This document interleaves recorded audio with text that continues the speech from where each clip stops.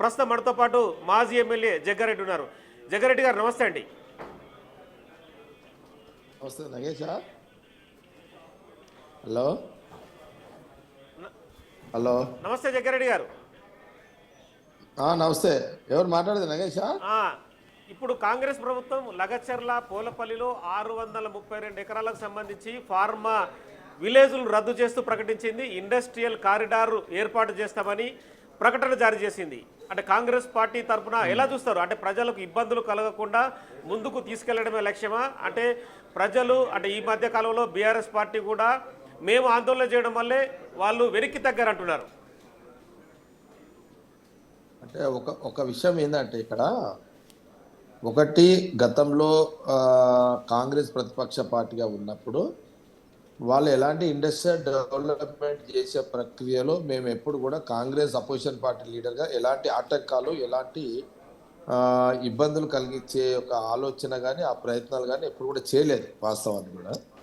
కానీ బాధాకరం ఏంటంటే ఎప్పుడైతే ప్రజలు కాంగ్రెస్ పార్టీకి అవకాశం ఇచ్చారో సోనియా గాంధీ రాహుల్ గాంధీ గారి యొక్క నాయకత్వంలో ముఖ్యమంత్రిగా రేవంత్ రెడ్డి గారు అయిన తర్వాత వాళ్ళు ఈ ఇండస్ట్రియల్ డెవలప్మెంట్కి సంబంధించి ఏదైతే వికారాబాద్ అంటే వికారాబాద్ అని ఇప్పుడు అంటే జనరల్గా ఇప్పుడు మన ముఖ్యమంత్రి రేవంత్ రెడ్డి గారి యొక్క నియోజకవర్గంలో లగచర్లకు సంబంధించి కూడా ఏదైతే కొడంగల్ సంబంధించి కూడా ఏదైతే మనము ఇండస్ట్రియల్ డెవలప్మెంట్కి సంబంధించి ఆ నియోజకవర్గంలో రైతులను ఒప్పించి అక్కడ ఇండస్ట్రియల్స్ తీసుకురావాలన్న ప్రక్రియలో భాగంగా వ్యూహాత్మకంగా అంటే ఈ కంటిన్యూ ప్రాసెస్ ఏ గవర్నమెంట్లో చేసే ప్రక్రియలో కంటిన్యూ ప్రాసెస్లో జరిగే దీన్ని అడ్డుకునే ప్రయత్నంలో కొంతమంది ద్వారా రైతులను వ్యూహాత్మకంగా ముందే వాళ్ళ ఆలోచన చేసుకొని ఇది ముఖ్యమంత్రి రేవంత్ రెడ్డి గారికి కాంగ్రెస్ గవర్నమెంట్కి చెడ్డ పేరు రావాలి, ఈ ప్రాజెక్టును అడ్డుకోవాలి అని ఇండైరెక్ట్గా కొంతమంది రైతులను ఇన్వాల్వ్మెంట్ బిఫోర్ ప్లానింగ్లో టీఆర్ఎస్ నాయకులు చేసిన దాంట్లో చాలా స్పష్టంగా కనబడుతుంది. అయినా సరే ముఖ్యమంత్రి రేవంత్ రెడ్డి గారి సరే ఏం జరిగినా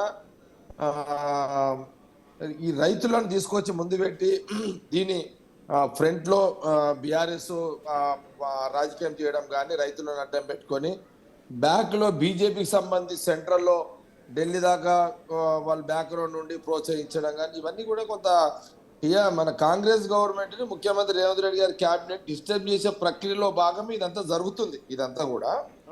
కాబట్టి దీంట్లో ఇక్కడ ఏం జరుగుతుంది అని అంటే దీని మీద కూడా ఒక ఫండింగ్ అంటే నేను అనుకుంటున్నది ఏంటంటే బయట కూడా ప్రచారం అది జరుగుతుంది. ఈ అభివృద్ధిని అడ్డుకోవాలి, ఈ ఇండస్ట్రియల్ ప్రయత్నాలన్నీ కూడా అడ్డం తలగాలి, ఆపాలి, వీళ్ళకి మంచి పేరు రావద్దు, కాంగ్రెస్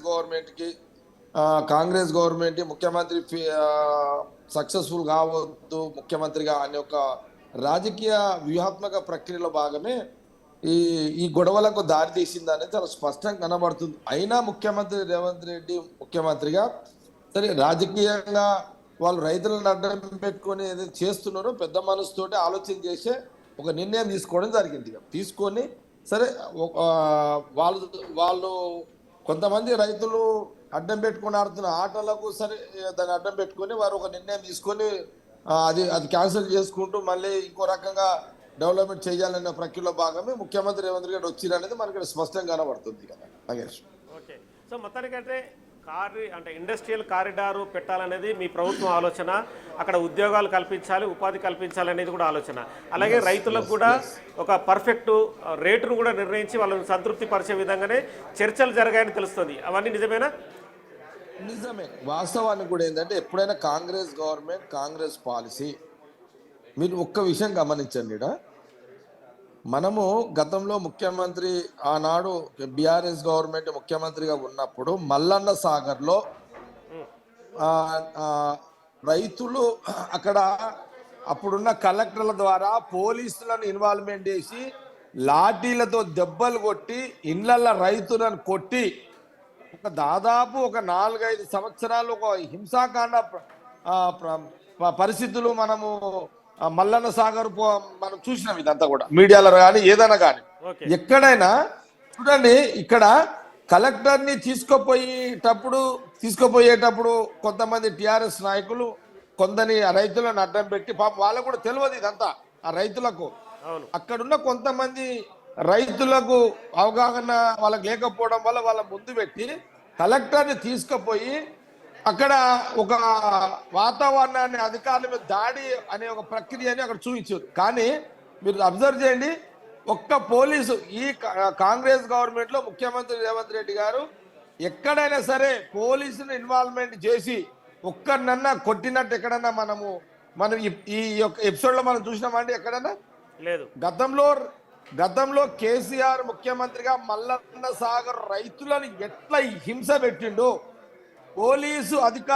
పోలీసులతో ఎలాంటి లాఠీ దెబ్బలు కొట్టిర్రు, ఆ ఊర్లు ఎట్లా ఖాళీ చేయించుండు. కానీ ఇక్కడ రేవంత్ రెడ్డి ఆనాడు కేసీఆర్ మల్లన్న సాగర్ రైతులు చేసిన దాడి ఇక్కడ రైతుల మీద ఎక్కడైనా దాడి చేసినాడు కనబడదా? ఇక్కడ ఎక్కడైనా ఒక్క ప్రూఫ్ చూపించండి. నేను ఇప్పుడు కేటీఆర్ అడుగుతున్నా, హరీష్ రావు అడుగుతున్నా, ఆనాడు మీరు పోలీసులను వాడుకొని రైతులను నడ్డి మీద కొట్టిర్రు మల్లన్న సాగర్ లో. ఇక్కడ ముఖ్యమంత్రి గారి రేవంత్ రెడ్డి గారి నియోజకవర్గంలో ఎక్కడైనా పోలీస్ అధికారులు ఒక్క రైతును కొట్టినట్టు ఒక ప్రూఫ్ చూపిస్తారా? కలెక్టర్ మీద టిఆర్ఎస్ నాయకులు రైతులను అడ్డం పెట్టి దాడి చేసే ప్రక్రియలో కూడా పోలీస్ అధికారులు ఎక్కడ కూడా రైతులను ఏమనలే. చట్టపరంగా మరి అధికారుల మీద టిఆర్ఎస్ నాయకులు దాడి చేసి కేసులు పెట్టినా సహజంగా ఉంటుంది. కానీ ఏ పోలీసు ఒక కానిస్టేబుల్ కానీ ఒక ఎస్ఐసిఏ కానీ ముఖ్యమంత్రి గారి నియోజకవర్గంలో ఎవరినన్నా రైతులు కొట్టినట్టు ఒక ఆధారం చూపించగలుగుతారా టిఆర్ఎస్ నాయకులు? కాబట్టి అల్టిమేట్ ఒకటే, 9 ఏళ్ళ తర్వాత ప్రజలు కాంగ్రెస్కి అవకాశం ఇచ్చారు. కాంగ్రెస్ గవర్నమెంట్ ఫెయిల్ కావాలి, ఇక్కడ ముఖ్యమంత్రి రేవంత్ రెడ్డి ఫెయిల్ కావాలి. అది కేసీఆర్ గారి యొక్క రాజకీయ ఎజెండాలో భాగమే. కేటీఆర్, హరీష్ రావు టిఆర్ఎస్ నాయకులను అడ్డం పెట్టుకొని ఇండస్ట్రియల్ డెవలప్మెంట్ని డెవలప్ కాకుండా ఆపే ప్రయత్నంలో కొంతమంది రైతులకు అడ్డం పెట్టుకొని చేస్తున్నారు అనేది చాలా స్పష్టంగా కనబడుతుంది. ఇది రాజకీయ విమర్శ కాదు, ఇది నిజం అనేది మా అభిప్రాయం. నిన్న ఇథనాల్ పరిశ్రమకు సంబంధించి కూడా నిర్మల్ జిల్లాలో పరిశ్రమని కాంగ్రెస్ పార్టీ ప్రభుత్వం రద్దు చేసింది. కానీ మాజీ మంత్రి తలసాని శ్రీనివాస్ యాదవ్ మా కుటుంబ సభ్యులు లేరు, మా కుమారుడు ఎవరు లేరని చెప్పి కూడా ఆయన కొంత ఎదురుదాడికి దిగాడు. అంటే నేను ఏమంటున్నా అంటే ఇప్పుడు అది రికార్డు పేపర్ మీదనే ఉంది కదా. అవును, రికార్డు మీరే చూపించారు, మీ గవర్నమెంట్ సీతక్క గారు. ఇప్పుడు నేను ఒక మాట అడుగుతున్నా, పర్మిషన్ ఇచ్చింది ఎవరు? బీఆర్ఎస్ గవర్నమెంట్ ఇచ్చింది పర్మిషన్. వాళ్ళు ఇచ్చారు కదా పర్మిషన్. ఆనాడు రైతులు ఎందుకు ఆందోళన చేయలేరు? అంటే కేసీఆర్ గవర్నమెంట్లో ఎవరైనా ఉద్యమాలు చేస్తే పోలీసుల ద్వారా లాఠీ చార్జీలు వాళ్ళని ఇళ్లలో పెట్టి టార్చర్ చేసారు. అందుకే ఆ రోజు రైతులు ఎవరు రోడ్డు మీదకి రాలేదు. కాంగ్రెస్ గవర్నమెంట్, ముఖ్యమంత్రి రేవంత్ రెడ్డి గారి యొక్క కాంగ్రెస్ గవర్నమెంట్ మేము పోలీసులతోటి రైతులను కానీ ప్రజలను కానీ ఇబ్బంది పెట్టే కాంగ్రెస్ పాలసీ కాదు. కాబట్టి మేము పోలీసులను ఎక్కడ కూడా ఇన్వాల్వ్మెంట్ చేస్తలేం. కాబట్టి పోలీసులతో ప్రజలను రైతులను భయపెట్టించే ప్రయత్నం మేము చేస్తలేం. కాబట్టి ఆ రోజు విత్తనాల ఫ్యాక్టరీ వ్యతిరేకంగా భయానికి మాట్లాడలేని రైతులు ఈరోజు కాంగ్రెస్ గవర్నమెంట్ ఉంది కాబట్టి, ఇక్కడ స్వేచ్ఛ ఉంది కాబట్టి, ఇక్కడ పోలీస్ అధికారులు కూడా ఏమన్నారు కాబట్టి, కాంగ్రెస్ పాలసీ ఎప్పుడు ప్రజల మీద జులుం చేయదు కాబట్టి, అందుకోసమే స్వేచ్ఛగా ఈరోజు తెలంగాణ రాష్ట్రంలో కాంగ్రెస్ గవర్నమెంట్ వచ్చినాక ప్రతి ఒక్కరూ తన వాయిస్ వినిపిస్తున్నారు, రోడ్డు మీదకి వస్తున్నారు, ధర్నాలు చేస్తున్నారు, రస్తరోకాలు చేస్తున్నారు. దానికి కారణం ఏంటంటే ముఖ్యమంత్రి రేవంత్ రెడ్డి కాంగ్రెస్ గవర్నమెంట్ పోలీసులను అడ్డం పెట్టి ప్రజలను భయపెట్టించే ప్రక్రియ లేదు కాబట్టి వాళ్ళ గొంతులు విప్పుతున్నారు. ఆనాడు భయంతో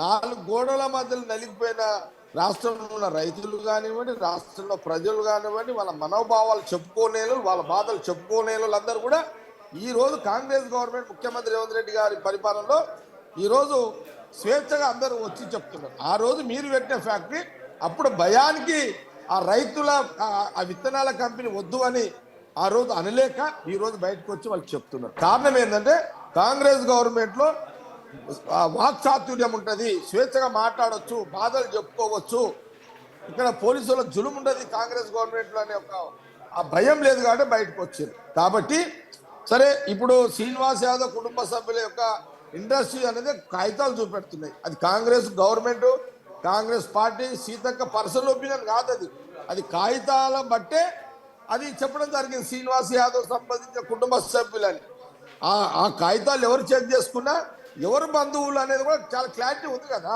దాని మీద. ఓకే. కాబట్టి ఇది గమనించాలనేది నేను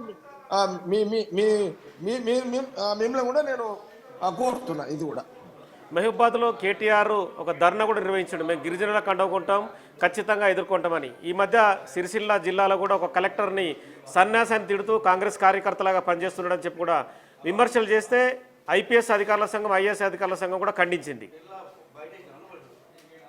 అంటే విచిత్రం ఏంటంటే గతంలో తెలంగాణ వాదం పేరు మీద తెలంగాణలో ఐఏఎస్లను కానీ ఐపీఎస్లను కానీ తిట్టింది వాళ్ళే, పోలీస్ అధికారులను తిట్టింది వాళ్ళే, వాళ్ళు వాదాన్ని అడ్డం పెట్టుకొని కొట్టింది వాళ్ళే. హరీష్ రావు చాలా వీడియోస్ కూడా ఉన్నాయి. సరే ఏది ఏమైనప్పటికీ కూడా ఈరోజు తెలంగాణలో రైతులు కానీ ప్రజలు కానీ యువకులు కానీ రోడ్ల మీదకి వచ్చి స్వేచ్ఛగా తన గొంతు విప్పి చెప్పుకునే ఒక డెమోక్రసీని కాంగ్రెస్ గవర్నమెంట్, ముఖ్యమంత్రి రేవంత్ రెడ్డి గారి గవర్నమెంట్, కాంగ్రెస్ గవర్నమెంట్ స్వేచ్ఛనిచ్చింది. ఐఏఎస్లైనా ఐపీఎస్లైనా స్వేచ్ఛగా పనిచేసుకునే అవకాశాలు కాంగ్రెస్ గవర్నమెంట్లో ఉన్నది. కింద అటెండర్ నుంచి మొదలుకుంటే ఐఏఎస్ ఐపీఎస్ సెక్రటరియట్ లెవెల్ దాకా స్వతంత్రంగా ఇది తప్పు ఒప్పు అని చెప్పే ఒక స్వతంత్రము కాంగ్రెస్ పార్టీ, కాంగ్రెస్ గవర్నమెంట్ ఉంటుంది కాబట్టి అది నడుస్తుంది. ఈరోజు ఈ 1 ఇయర్లోనే అంటే దాదాపు 11 నెలలు అవుతుంది. డిసెంబర్ రేపటికి ఎల్లుండికి 1 ఇయర్ అవుతుంది. కానీ ఇప్పుడు ఏం మెసేజ్ ఇస్తున్నాడు కేటీఆర్? ఏ మెసేజ్ ఇస్తున్నాడు ఆయన కూడా?